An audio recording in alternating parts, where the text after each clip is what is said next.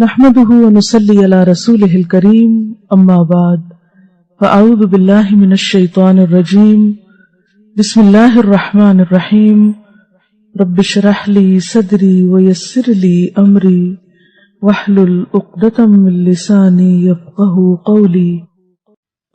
صحبت اور غسل جنابت۔ صحابہ کرام رضی اللہ عنہم کے درمیان غسل جنابت کا ایک مسئلہ زیر بحث آیا۔ ایک گروہ کہتا تھا کہ غسل صرف دخول پہ فرض ہو جاتا ہے، انزال شرط نہیں، یعنی واٹر ڈسچارج جو ہے وہ ضروری نہیں۔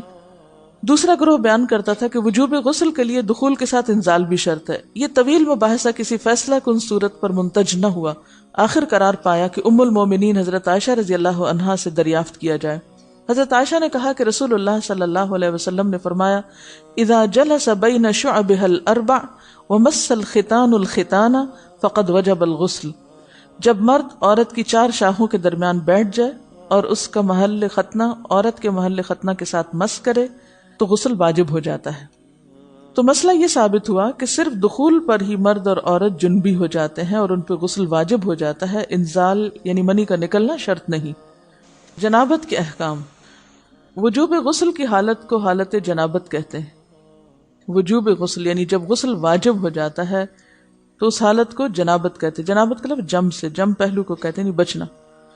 مندرجہ ذیل چار حالتوں میں مسلمان مرد اور عورت پر غسل کرنا فرض ہو جاتا ہے۔ نمبر 1، جوش کے ساتھ منی خارج ہونے کے بعد، اس میں احتلام بھی داخل ہے، یعنی کوئی ایسا خواب آئے یا ویسے۔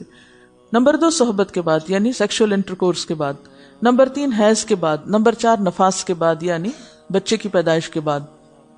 اس میں یاد رکھیے کہ بہت سے لوگ پوچھتے ہیں کہ اگر خواتین انٹرنل چیک اپ کرواتی ہیں تو کیا اس سے غسل واجب ہوتا ہے؟ تو کوئی غسل واجب نہیں ہوتا جب تک کہ ان چار چیزوں میں سے کوئی چیز نہ ہو۔ اس میں یاد رکھیے کہ بہت سے لوگ پوچھتے ہیں کہ اگر خواتین انٹرنل چیک اپ کرواتی ہیں تو کیا اس سے غسل واجب ہوتا ہے؟ تو کوئی غسل واجب نہیں ہوتا جب تک کہ ان چار چیزوں میں سے کوئی چیز نہ ہو۔ صرف منی خارج ہونے سے بات نہیں، بلکہ جوش کے ساتھ منی خارج ہونے کے بعد غسل واجب ہوتا ہے۔ رسول اللہ صلی اللہ علیہ وسلم نے فرمایا جب تم عورت کی چار شاخوں کے درمیان بیٹھ کر صحبت کرو تو تم پر غسل واجب ہو گیا اگرچہ منی نہ نکلے۔ آپ نے غور کیا ہوگا کہ طہارت کے مسائل بہت تفصیل کے ساتھ اور اپنے اندر بہت ڈیٹیلز رکھتے ہیں، اور بہت سے موضوعات ایسے ہیں کہ جو انسان کی ظاہری زندگی نہیں بلکہ اس کی نجی اور ذاتی زندگی سے متعلق بھی ہیں، لیکن اس طرح پبلکلی ان کو پڑھانا اور ان کو سکھانا یہ بھی ایک ضرورت ہے، کیونکہ آپ صلی اللہ علیہ وسلم نے انصار کی خواتین کی تعریف کی کہ انصار کی خواتین کتنی اچھی ہیں جنہیں حیا دین کا علم حاصل کرنے سے نہیں روکتا۔ تو سوال یہ پیدا ہوتا ہے کہ آخر اتنی تفصیلات کیوں؟ اور بعض لوگ اس کو ناپسندیدہ قرار دیتے ہیں، تو ایسا کرنا ناسمجھی کی علامت ہے۔ ہم دیکھتے ہیں کہ انسان اگر اللہ کے بتائے ہوئے طریقے کے مطابق زندگی بسر کرتا ہے تو اس میں خیر ہی خیر ہے، اور وہ صرف خیر اس کی اپنی ذات تک نہیں رہتی، بعض اوقات دوسروں کی بھلائی کا ذریعہ بھی بن جاتی۔ عورت کو بھی احتلام ہوتا ہے۔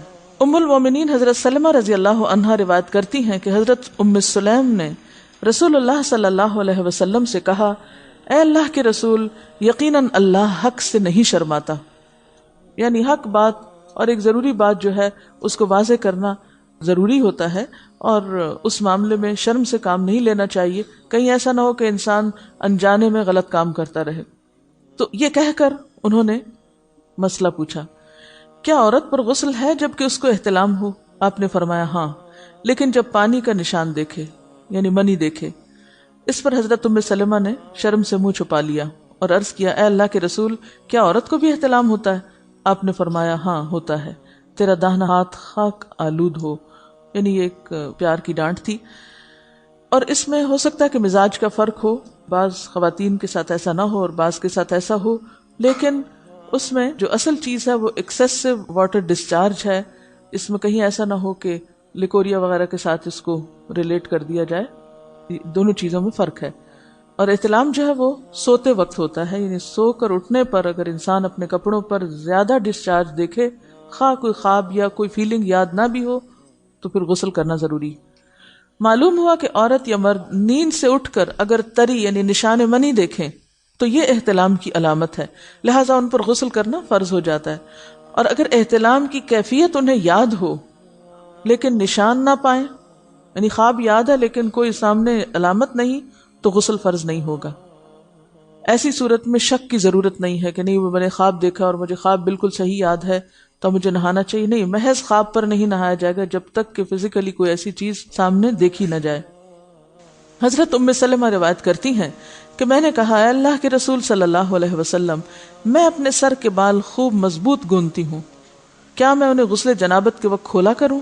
آپ نے فرمایا، ان کا کھولنا ضروری نہیں، تیرے لیے یہی کافی ہے کہ 3 لپ پانی اپنے سر پر ڈالے، پھر اپنے سارے بدن پر پانی بہائے، پس تو پاک ہو جائے گی۔ یعنی بالوں کی جڑیں بھیگنا، سکن بھیگنا ضروری ہے، سارے بال کھولنا ضروری نہیں ہے۔ جنبی کے بالوں کا مسئلہ، حضرت عائشہ کو خبر ملی کہ حضرت عبداللہ ابن عمرو عورتوں کو غسل جنابت کے لیے بال کھولنے کا حکم دیتے ہیں۔ فرمانے لگی، ابن عمرو پر تعجب ہے، انہوں نے عورتوں کو تکلیف میں ڈال دیا، وہ انہیں سر منڈوانے کا حکم کیوں نہیں دے دیتے؟ یہ حضرت عائشہ کی ڈانٹ تھی، یعنی وہ یہ تو کہنے کہ عورتیں بال کھول کھول کے نہائیں، تو وہ پھر سیدھا یہی کہیں کہ عورتیں بال منڈوا لیں۔ میں اور رسول اللہ صلی اللہ علیہ وسلم ایک ہی برتن میں غسل کرتے، اور میں اپنے بال کھولے بغیر سر پر 3 چلو سے زیادہ پانی نہیں ڈالتی تھی۔ معلوم ہوا کہ غسل جنابت کے لیے بال کھولنے کی ضرورت نہیں، مگر یہ حکم صرف غسل جنابت کا ہے، غسل حیض کے لیے بالوں کا کھولنا ضروری ہے، کیونکہ وہ مہینے میں ایک دفعہ ہے۔ حضرت عائشہ سے روایت ہے کہ انہیں رسول اللہ صلی اللہ علیہ وسلم نے غسل حیض کے لیے فرمایا، اپنے بال کھولو اور غسل کرو۔